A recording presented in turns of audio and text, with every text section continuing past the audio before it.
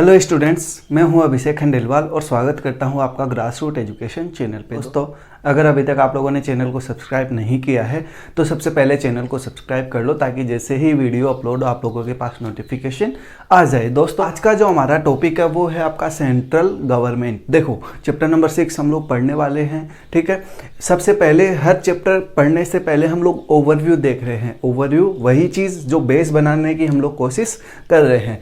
याद रखना, देखो हम लोग इंडिया की बात करेंगे। इंडिया के अंदर हमारी जो डेमोक्रेसी है या जिसको गवर्नमेंट बोला जाता है, ठीक है, वो कैसे है। तो देखो, हम लोग यहाँ सिर्फ किसके बारे में बात करेंगे, इस चैप्टर के अंदर जो सेंट्रल गवर्नमेंट है उसके बारे में ही बात करेंगे। ठीक है, मीनिंग क्लियर हो गया। अब स्टार्ट करते हैं। सबसे पहले क्वेश्चन वही अराइज होगा, what is the central government, कि सेंट्रल गवर्नमेंट क्या होती है। ठीक है, इसके बाद हमारा जो टॉपिक है वो है ऑर्गन्स ऑफ गवर्नमेंट। गवर्नमेंट के जो ऑर्गन है या अंग है या गवर्नमेंट है, ठीक है, उसको कितने पार्ट में डिवाइड किया गया है वो हम लोग पढ़ने वाले हैं। तो याद रखना, जो गवर्नमेंट है उसको 3 पार्ट के अंदर डिवाइड किया गया है। कितने पार्ट में डिवाइड किया गया है? 3 पार्ट के अंदर। पावर इसके पास नहीं होगा, कुछ पावर इसके पास भी होगा और कुछ पावर इसके पास भी होगा, ताकि जो पावर का मिसयूज है वो ना हो। पहला हमारा आता है लेजिस्लेचर, दूसरा है एग्जीक्यूटिव और तीसरा है जुडिशरी। मतलब जो ऑर्गन्स है गवर्नमेंट के, ठीक है, उसको 3 पार्ट के अंदर हम लोग डिवाइड करते हैं। या अगर सिंपल सी लैंग्वेज में बोलूँ, जो आपकी गवर्नमेंट है, ठीक है, उसको हम लोग 3 पार्ट के अंदर डिवाइड करते हैं। First one is legislature, second one is executive and last one is judiciary. ठीक है, हिंदी में हम लोग लेजिस्लेचर को बोलते हैं व्यवस्थापिका, एग्जीक्यूटिव को बोलते हैं कार्यपालिका और जो जुडिशरी है उसको बोलते हैं न्यायपालिका। देखो, ये जो आपकी सेंट्रल गवर्नमेंट है ये यहाँ नहीं, आगे भी बहुत काम में आएगी आप लोगों के।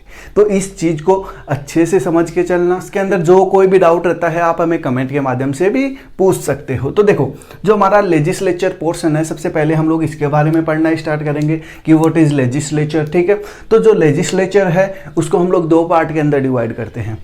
ठीक है, पहला है आपका फेडरल लेजिस्लेचर, दूसरा है स्टेट लेजिस्लेचर। ठीक है, इसको हम लोगों ने 2 पार्ट के अंदर डिवाइड कर दिया। फिर जो आपका फेडरल लेजिस्लेचर है या जिसको संघ बोला जाता है, संघ व्यवस्थापिका, ठीक है, उसको हम लोग बोलते हैं पार्लियामेंट। क्या बोलते हैं? पार्लियामेंट। ठीक है, याद रखना, जिसको आप लोग संसद बोलते हो ना, वो संसद क्या है? वो ये है आपकी, मतलब जो हमारी गवर्नमेंट है, ठीक है, उसमें जो लेजिस्लेचर पोर्शन है, ठीक है, उसके अंदर जो फेडरल लेजिस्लेचर है उसको हम लोग क्या बोलते हैं? पार्लियामेंट या संसद जिसको बोला जाता है। मीनिंग क्लियर हो गया आप लोगों का। फिर याद रखना, जो संसद है वो किन से मिलके बनती है, ये याद रखना कि संसद के 3 पार्ट होते हैं, या जो आपकी पार्लियामेंट है उसके 3 पार्ट होते हैं। 3 पार्ट से मिलके संसद बनती है। और वो 3 पार्ट कौन कौन से हैं वो देखेंगे हम लोग। देखो, जो प्रेसिडेंट है या जिसको आप लोग क्या बोलते हो? राष्ट्रपति। याद रखना, प्रेसिडेंट होता है।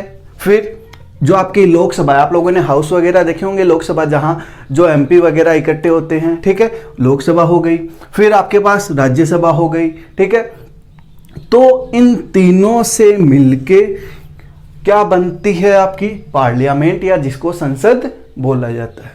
कुछ तो क्लियर हुआ आप लोगों का कि संसद या पार्लियामेंट किसको बोला जाता है। पार्लियामेंट में 3 चीजें हम लोग इंक्लूड करते हैं। First one is president, second one is Lok Sabha, third one is Rajya Sabha. Meaning clear हो गया। अब देखो, ये जो आपकी लोकसभा है इस हाउस के नाम से भी जानते हैं।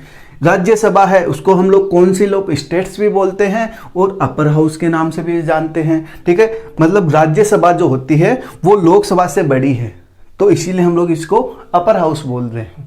मीनिंग क्लियर हो गया कि जो पार्लियामेंट है उसके अंदर 3 चीजें आती है। हो गई आपकी राष्ट्रपति, दूसरा आपका हो गया लोकसभा और तीसरा हो गया राज्यसभा। ठीक है, मीनिंग क्लियर हो गया।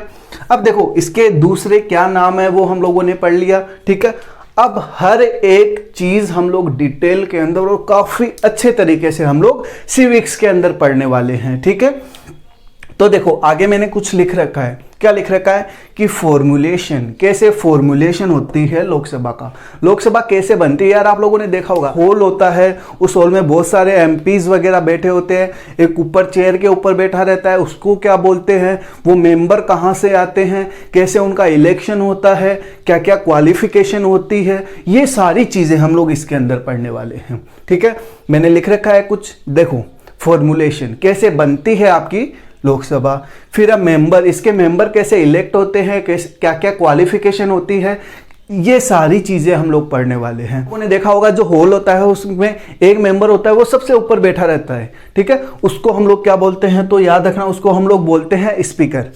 लोकसभा में जो पूरी सभा है उसको जो मैनेज करता है वो कहलाएगा आपका स्पीकर। ठीक है, एग्जाम्पल से आप ये समझ लो, जैसे क्लास होती है, क्लास में अगर टीचर पढ़ा रहा है तो टीचर बच्चों को मैनेज करता है, सेम वही चीज होती है लोकसभा। ठीक है, जितने भी मेंबर होते हैं उनको मैनेज कौन करता है, स्पीकर। मीनिंग क्लियर हो गया।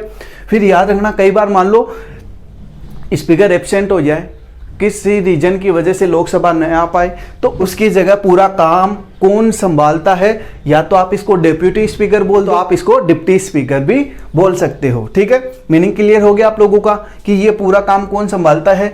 अब याद रखना, इसके अंदर भी हम लोग इनकी क्वालिफिकेशन क्या होती है, कैसे इलेक्ट होते हैं, कैसे ये बनते हैं, वो सारी चीजें हम लोग बहुत ही डीप में और बहुत ही अच्छे तरीके से पढ़ने वाले हैं। मीनिंग क्लियर हो गया।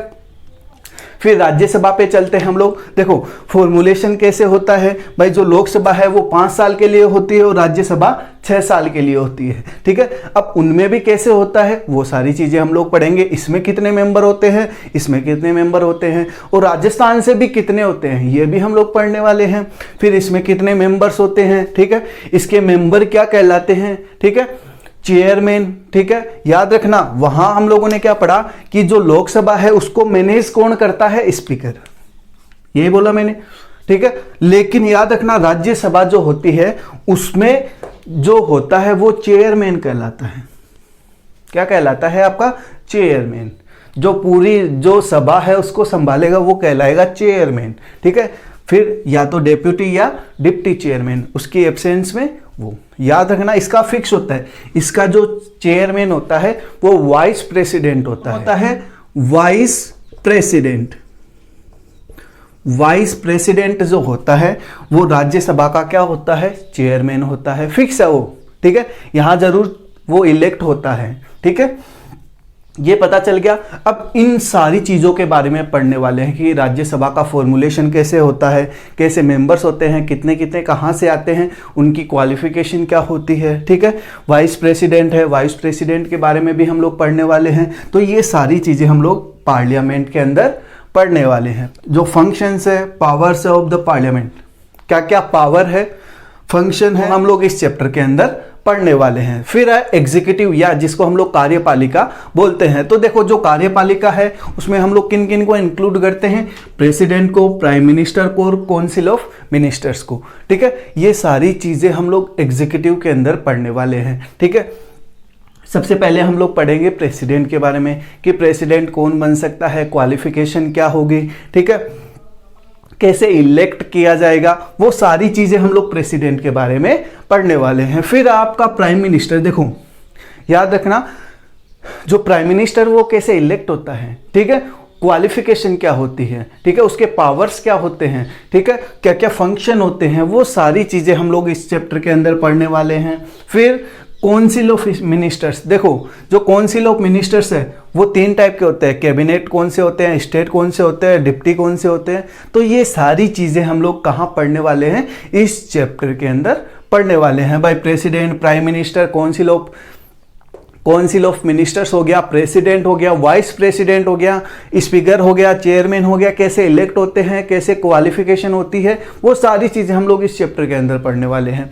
फिर है जुडिशरी, देखो न्यायपालिका, याद रखना मैंने आपको क्या बोला भाई, ये 3 ऑर्गन क्यों है गवर्नमेंट के, सोचा है कभी भाई? याद रखो गवर्नमेंट है उसका स्ट्रक्चर ही ऐसा है कि पूरा पावर एक को नहीं दिया है। क्यों? एक के पास होगा तो उस चीज का क्या हो सकता है, मिसयूज हो सकता है। इसीलिए जो पावर है पूरी पावर को 3 पार्ट के अंदर डिवाइड डिवाइड कर दिया है भाई, अगर ये गलत काम करेगा तो ये और ये डिसीजन ले सकते हैं, ये गलत काम करेगा तो ये डिसीजन ले सकते हैं। तो पावर बटी हुई है, किसी एक के पास सेंट्रलाइजेशन नहीं है पावर का, ठीक है। फिर आता है आपका जुडिशरी, जिसको न्यायपालिका बोला जाता है, ये गवर्नमेंट से अलग होती है, ठीक है। याद रखना, जो न्यायपालिका होती है या जो जुडिशरी सिस्टम होता है, उसकी जो हाईएस्ट कोर्ट होती है वो कहलाती है सुप्रीम कोर्ट। हम लोगों ने काफ़ी बार नाम सुना है सुप्रीम कोर्ट का। मतलब अगर सिंपल सी लैंग्वेज में बोलूं कि आप कहां तक हाईएस्ट अपील कर सकते हो, सुप्रीम कोर्ट। और सुप्रीम कोर्ट का जो डिसीजन होता है उसको कोई भी चेंज नहीं कर सकता। समझ में आ गया। और जो सुप्रीम कोर्ट है वो कहाँ है, दिल्ली के अंदर सिचुएटेड है। मीनिंग क्लियर हो गया, ठीक है।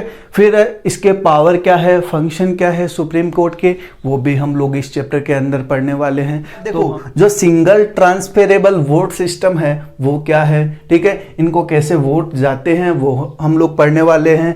इम्पीचमेंट, ठीक है, इम्पीचमेंट क्या होता है या जिसको महाभियोग बोला जाता है वो क्या होता है, किसके खिलाफ होता है, वो हम लोग इस चैप्टर के अंदर पढ़ने वाले हैं। ऑफ गवर्नमेंट है वो इस चैप्टर के अंदर पढ़ने वाले हैं। और इन सारी चीज़ों के बारे में हम लोग बहुत ही अच्छे तरीके से, बहुत ही इजी तरीके से हम लोग पढ़ने वाले हैं। आई होप जो ओवरव्यू है वो आप लोगों का तैयार हो गया होगा कि हम लोग इस चैप्टर के अंदर क्या पढ़ने वाले। अगर सिंपल सी लैंग्वेज में बोल दूं तो आपके जो गवर्नमेंट है उनके बारे में हम लोग पढ़ने वाले हैं, कि 3 जो ऑर्गन है उन्हीं ऑर्गन के बारे में हम लोग इस चैप्टर के अंदर पढ़ने वाले हैं, ठीक है।